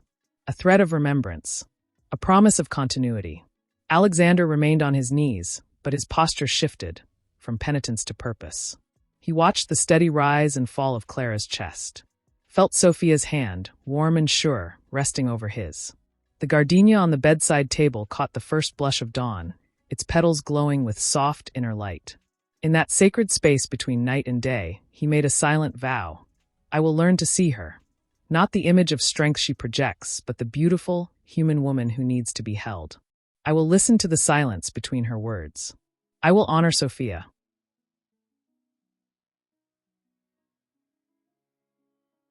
Not as a liability, but as the sister of my heart.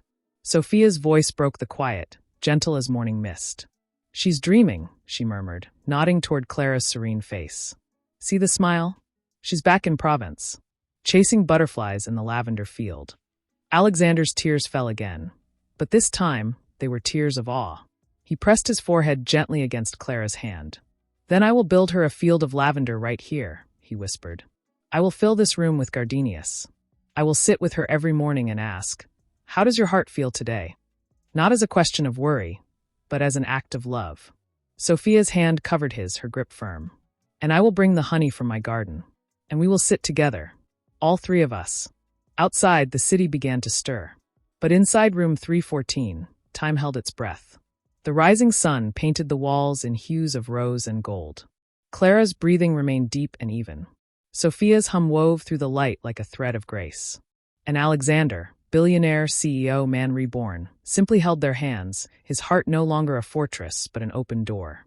He followed without a word, the sterile hallway stretching before them like a threshold between who he was and who he must become.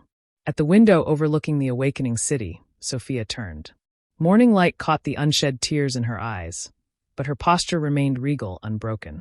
Before we go back, she began, voice soft yet unwavering, I need to speak my truth. Not to wound you, but to heal us. She took a slow breath, hands clasped before her like a prayer. When that email arrived, terminated, final, family circumstances, I sat on my garden bench for 3 hours. The gardenias you once said smelled like Clara's laughter. They felt like ghosts. A single tear traced her cheek, but she did not look away. I felt erased, not just as a partner, as a friend, as the woman who held Clara's hand when her mother took her last breath. Her voice trembled, yet held firm. That pain was real. It still is. Alexander's chest tightened. He wanted to speak, to apologize again, but he simply nodded, giving her the sacred space she deserved. Listen. Truly listen. Sophia's gaze softened. But last night, when you called, voice shaking, saying I was wrong, I saw the man beneath the title. The man who carved that cedar chest for her. The man who dances barefoot in the kitchen. She reached out, her hand resting lightly on his arm. Your intention was never cruelty. It was fear wearing the mask of protection.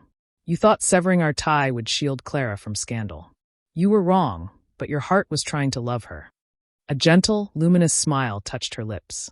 That distinction matters. It is the bridge between resentment and forgiveness. Alexander's breath hitched. Tears streamed freely down his weathered cheeks. I let pride masquerade as love, he whispered, voice raw with reverence. I chose silence over truth. I chose image over integrity. And I wounded a woman of profound grace. He met her eyes, humility etched into every line of his face. If you would allow me, I would visit you at your home tomorrow. Not to discuss business. Not to justify myself. But to sit with you. To listen. To begin rebuilding trust brick by brick. Sophia studied him. The vulnerability in his eyes, the absence of defensiveness, the quiet strength of a man who had finally laid down his armor. She covered his hand with hers, her touch warm and sure. Come at 4, she said softly. Bring the photo album from the Provence trip. The one where Clara tried to climb that olive tree, and you caught her mid-fall. A tearful laugh escaped her. We'll drink tea. We'll remember why we built the Hope Foundation. To lift others, not to hide behind titles. Her thumb stroked his knuckles. Forgiveness isn't a single moment, Alexander. It's a path we walk together. And I choose to walk it with you.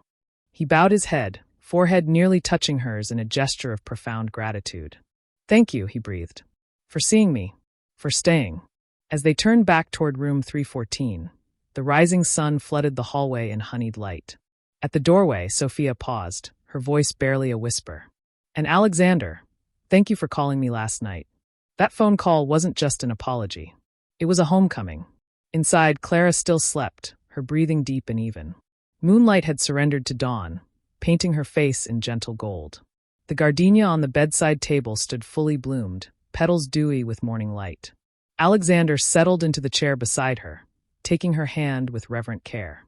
Sophia hummed their old lullaby from the corner, a thread of continuity weaving through the quiet room. Clara's eyelids fluttered open.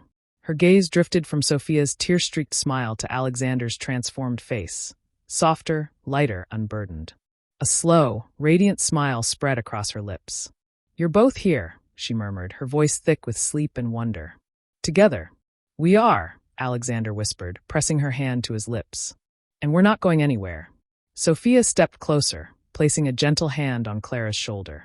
"Rest now, my dear. We've got you. Always." Clara's eyes closed again, but her smile remained, a quiet sunrise of peace. Outside, sparrows sang in the budding trees. Inside, 3 hearts beat in fragile, hopeful sync.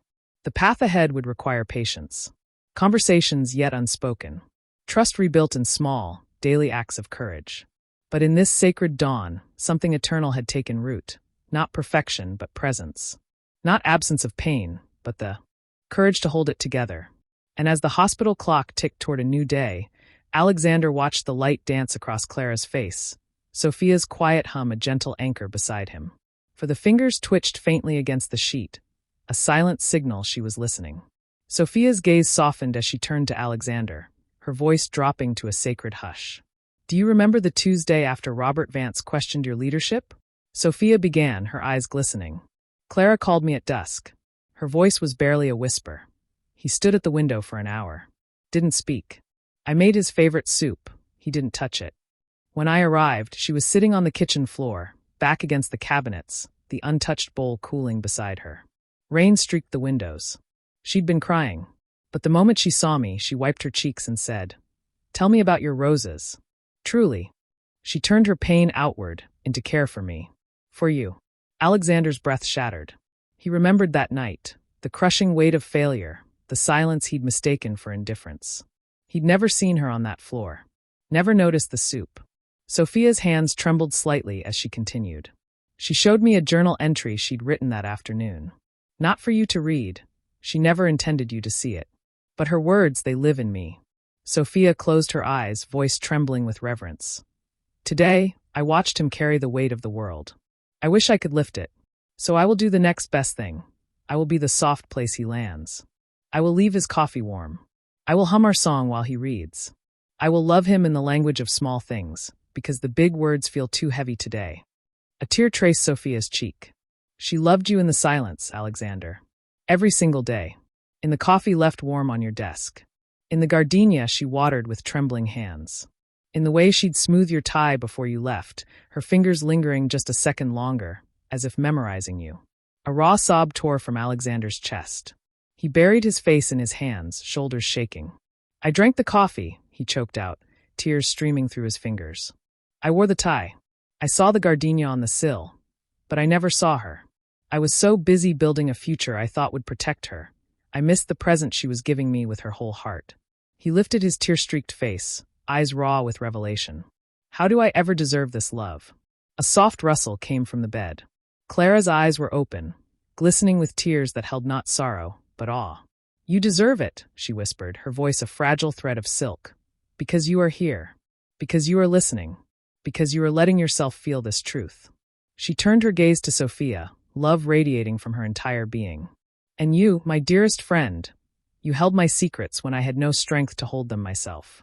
You saw the love in my silence when I feared it was invisible." Sophia knelt beside the bed, pressing Clara's hand to her lips. "Your love was never invisible, Clara. It was the quiet heartbeat of this home. I just needed to help Alexander hear it too." Alexander rose slowly, movements deliberate, reverent. He knelt between them, taking Clara's other hand, his weathered fingers enveloping her fragile ones. He looked from Clara's tear-streaked face to Sophia's steadfast eyes. In that triangle of joined hands, a covenant sealed. "I have spent 30 years believing love was providing," he vowed, voice gaining strength with each word. I was wrong. Love is seeing. Love is noticing the coffee is warm and knowing it was made with trembling hands. Love is hearing the silence and understanding it is filled with devotion. He pressed Clara's hand to his heart, where it beat fiercely against his ribs. From this moment forward, I will see you. Not the image of strength you project, but the beautiful, human woman who loves me through quiet acts of courage. I will sit with you every morning. I will ask, how does your heart feel today? And I will listen, not to fix, but to honor. Clara's tears flowed freely, but her smile was a sunrise breaking through storm clouds. And I will answer, she breathed. Not with I'm fine, but with truth. Because I trust you. Because I trust us. Sophia's hand covered theirs, her voice a gentle anchor. And I will bring the gardenias, and the honey from my garden. And I will sit with you both, not as an outsider, but as family. She met Alexander's eyes, tears shimmering. Tomorrow at 4. I will have the Provence album ready. And we will begin. A soft knock. Dr. Evans stood silhouetted in the doorway, her expression tender. Visiting hours are over, she murmured. But I've extended them. Clara's vitals this morning, steadier than they've been in weeks. Her gaze swept over their joined hands, the gardenia glowing on the bedside table, the tears of reconciliation. Whatever you are doing in this room, keep doing it. This is medicine no prescription can match. After she left, silence settled, not empty but sacred. Clara's breathing deepened, her body relaxing as if a great weight had lifted. Alexander remained kneeling, forehead resting against their joined hands. Sophia hummed their old lullaby, the one she'd sung to Clara during her mother's final days, a thread of remembrance weaving through the sunlit room. Outside, the city awakened. But inside room 314, time folded into a single, eternal moment. Alexander closed his eyes. For the first time in 30 years, he did not feel the weight of an empire on his shoulders. He felt only the sacred weight of 2 hands in his, and the quiet, unshakable certainty that this was where he was meant to be. Not building legacies, but building a home. One truthful breath. One shared silence. One gardenia at a time. Clara's whisper floated through the golden light, soft as a prayer. We are whole again. And in the gentle space between heartbeats, 3 souls breathed as one, no longer fractured by silence, but woven together by the courageous, beautiful morning light like a promise kept. As the sun climbed higher, gilding the room in honeyed gold, Dr. Evans returned, not with charts, but with quiet purpose. Behind her, a gentle-faced woman in soft scrubs smiled warmly. Clara, this is Lena, our cardiac rehabilitation specialist. She doesn't just heal hearts. She listens to them. Lena's eyes held Clara's with profound tenderness. Before we speak of exercises or schedules, she began, her voice like a calm river. Tell me, what does a peaceful day feel like to you? Clara's breath caught. No one had ever asked. Tears welled. A cup of tea on the terrace, watching sparrows argue over crumbs. Alexander humming off-key while he reads the paper. Sophia's laughter drifting through the garden. Her voice softened. Feeling safe to be tired. To say, today is heavy, without fear. Alexander's hand tightened around hers. Then that is exactly what we build, he vowed, his voice thick with resolve. He turned to Lena, eyes blazing with devotion. Tell me what to do. I will move mountains. Lena nodded slowly. Mountains are built stone by stone. First, rehab 3 times weekly. Gentle walks. Breathing exercises. But the real medicine. She glanced between them. Joy. Connection. Truth spoken without fear. She opened her tablet, but her gaze remained on Clara. Your heart responded to emotional strain. Now it heals through emotional safety. Who holds that space for you? I do, Alexander said without hesitation. I've cleared my schedule. Mornings, walks with Clara. Evenings, dinner together. No exceptions. I will learn to cook her mother's lemon chicken. I will sit beside her during every session. I will ask each morning, how does your heart feel today? And I will listen, not to fix but to honor. Sophia's hand found Clara's shoulder, warm and sure. And I will bring meals aligned with her plan. Rosemary chicken soup, garden salads with honey vinaigrette. I'll accompany her to rehab if she wishes. And on Tuesdays, her voice softened with memory. We'll have tea on the terrace, just as we always did. But now Alexander joins us. We'll share stories. We'll laugh until the gardenias tremble. Clara's tears fell freely, not of sorrow but of liberation. You're giving me back my voice, she whispered. And my trust. She turned to Lena, chin lifted. I accept this plan. Not because it's easy, but because it's woven with love. And love is the strongest medicine. Lena's eyes glistened. Then let's weave it together. She outlined the framework. Medication managed with precision, dietary guidance from a compassionate nutritionist, rest woven into each day like golden thread. But then she paused, her gaze sweeping over them. The most powerful element isn't on any chart. It's the circle around this bed. This unity. This choice to show up. As Lena spoke of mindful breathing, Alexander leaned close to Clara. Remember Provence? He murmured, thumb stroking her knuckles. The lavender fields? We'll go next spring. Slowly. We'll sit beneath the olive trees. I'll finally learn to say bonjour without butchering it. A soft, genuine laugh escaped Clara.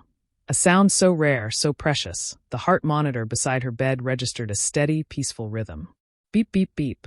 Strong. Calm. Whole. Later, as the medical team prepared to leave, Dr. Evans placed a hand on Clara's shoulder. This plan is strong because it is built on truth, she said softly. But healing has its own rhythm. There will be hard days. On those days, call. Call Sophia. Call Alexander. Call me. There is no shame in needing help. Only courage. After they left, silence settled, not empty, but sacred. The setting sun painted the walls in rose and gold. Clara looked at the two souls who held her heart, her voice barely a whisper. I was so afraid to be a burden. Alexander brought her hand to his lips, his kiss a vow etched in tears.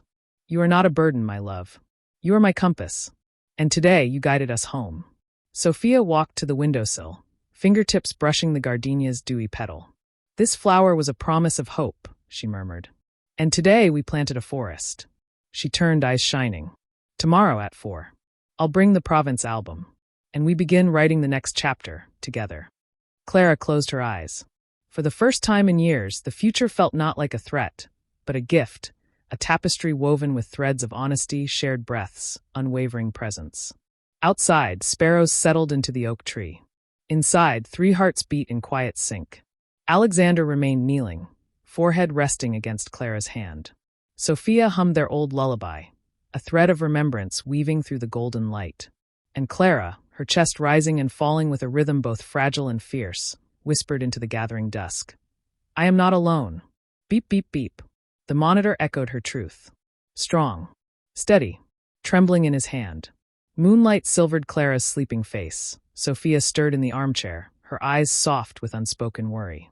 He didn't speak. He simply walked to the window, the city lights glittering like scattered tears below. Then he turned, resolve, etching every line of his face. I will not let silence be my legacy, he whispered, voice thick with conviction. He sank into the chair beside Clara's bed, pen hovering over the notepad. This isn't for the board. Not for the merger. This is for her. His gaze swept over Sophia. For us. Clara's eyes fluttered open. What are you writing, my love? A truth long overdue. His hand moved slowly, deliberately. The scratch of pen on paper filled the quiet room like a heartbeat. When he finished, he cleared his throat, voice cracking on the first word. To those who have walked beside us, I write not as Alexander Moreau, CEO, but as a husband who nearly lost his compass, as a friend who failed his sister of the heart. Sophia Rossi is a woman of profound integrity. Her loyalty to my wife Clara has been a quiet sanctuary in our storm. Any shadow cast upon her name is a distortion of truth, and I bear full responsibility for allowing it to linger. Clara Moreau is not fragile. She is the quiet strength that has anchored my soul for 23 years. Her courage in facing illness with grace humbles me daily. I apologize for my silence, for choosing image over truth, for letting fear build walls where bridges should stand. Today, I choose differently. I choose to honor the women who anchor me. I choose love over pride, truth over noise. Alexander's silence. Then a soft sob from Clara. Tears streamed freely down her cheeks as she reached for his hand. You see us, she breathed. Truly see us. Sophia stood slowly, her own tears catching the moonlight. She didn't speak. She simply walked to Alexander, placed her palm over his heart, and whispered, You have given me back my dignity. Not as a gesture, as a covenant. Her voice broke. This is the man Clara has always loved. The man who chooses courage when it matters most. Alexander's composure shattered. He covered her hand with his own, tears falling onto their joined fingers. I should have done this weeks ago. I was afraid the truth would hurt Clara, but silence was the real wound. He turned to Clara, thumb stroking her knuckles. Is this all right? Have I honored you? Clara's smile was a sunrise breaking through clouds. You have honored us, she whispered. You spoke my truth when I was too afraid to voice it. You protected Sophia's name without diminishing her strength. This is love in action. She squeezed his hand. Send it. Now. Let the world see the man you've become. He nodded, fingers steady as he typed the words into his phone. One tap. Sent. To his communications director. To the foundation board. To the one journalist he trusted. No edits. No spin. Only truth. Minutes later, Clara's phone glowed softly on the nightstand. A notification. Alexander Moreau's statement of truth resonates across social media. She read the comments aloud, voice trembling with awe.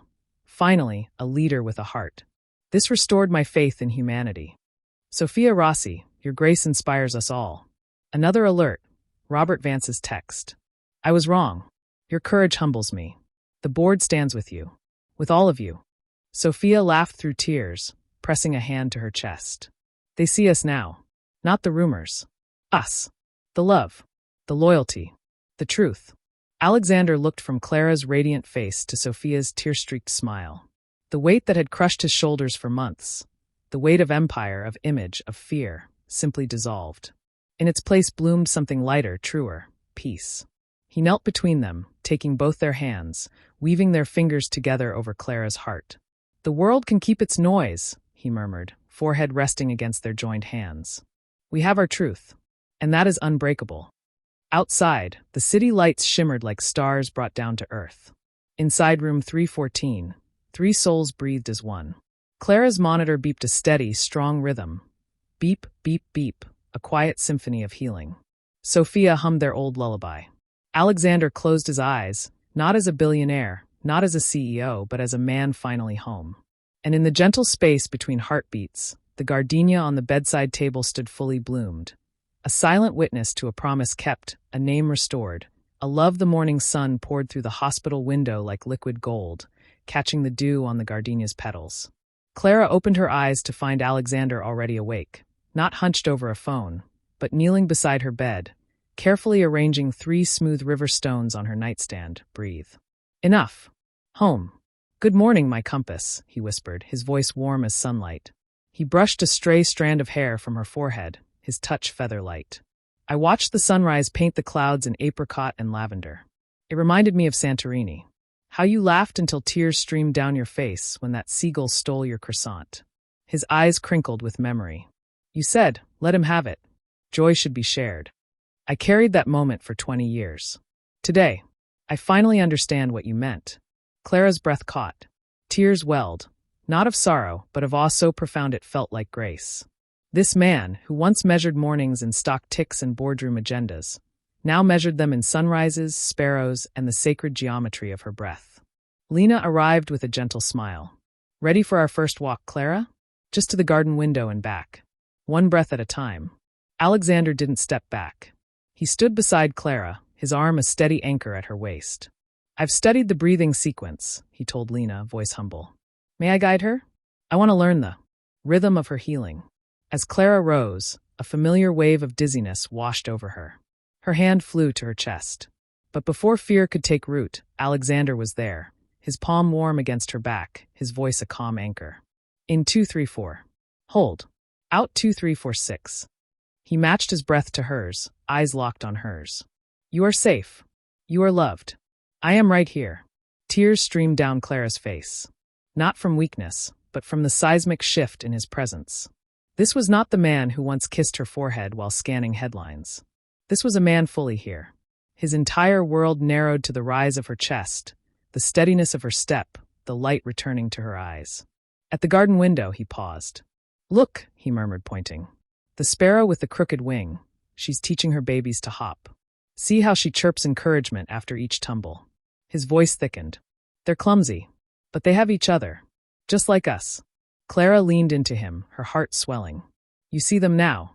I see you now, he corrected softly, turning to her. Tears glistened in his eyes. I see the courage in your smile when you're tired. The love in your silence when you thought you were protecting me. The strength it took to whisper, "I need you," in that hospital bed. He pressed her hand to his heart, where it beat fiercely against his ribs. "And I promise you, on every sunrise we're given, I will meet your truth with mine. No more walls. Only presence." Back in bed, as Lena guided gentle stretches, Alexander sat cross-legged on the floor, notebook open. He scribbled with reverence. "Left hand trembles at 10 a.m., offer water. Smiles deeply when I hum. Here comes the sun. Closes eyes when feeling safe." He looked up, catching her gaze. "I'm learning your language," he whispered. "Not as duty, as devotion." Later, sunlight gilding the walls, Sophia arrived with a woven basket. Rosemary chicken soup steamed in a ceramic jar. Fresh sourdough wrapped in linen. And nestled beside them, a single white gardenia, petals dewy with morning light. "She's blooming," Sophia said softly, placing the flower beside Clara's stones. Her eyes shimmered as she watched Alexander adjust Clara's pillows with tender precision. "I brought the Provence album. 3 places set at my kitchen table tomorrow. Sunlight on the pages. Tea steeping. And no agenda but joy." Clara's tears fell freely. "You've rebuilt what I thought was broken." Alexander knelt, forehead resting against hers. "We rebuilt it," he breathed. "You had the courage to be vulnerable. I had the humility to listen." Sophia never stopped believing. He traced the river stone home with his thumb. "This isn't an ending. It's a beginning, written in shared breaths, in gardenias on pillows, in choosing truth again and again." As dusk painted the sky in rose and violet, Alexander hummed their song, the off-key Beatles melody she loved. Clara closed her eyes, her hand resting over his heart. Beep, beep, beep. The monitor echoed her piece. Strong. Steady. Whole. Outside, the city hummed. But inside room 314, time stilled. Clara felt it. Not just healing in her chest, but hope blooming in her soul. The man beside her was no longer a silhouette of ambition, but a sanctuary of presence. And in the gentle space between heartbeats, she whispered the truth she'd carried for 23 years. "I am loved. I am seen. I am home."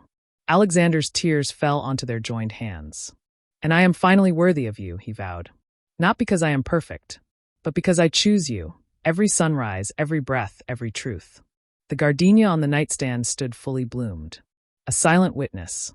A promise gardenia bush Sophia had planted by the railing bloomed in wild, joyful clusters.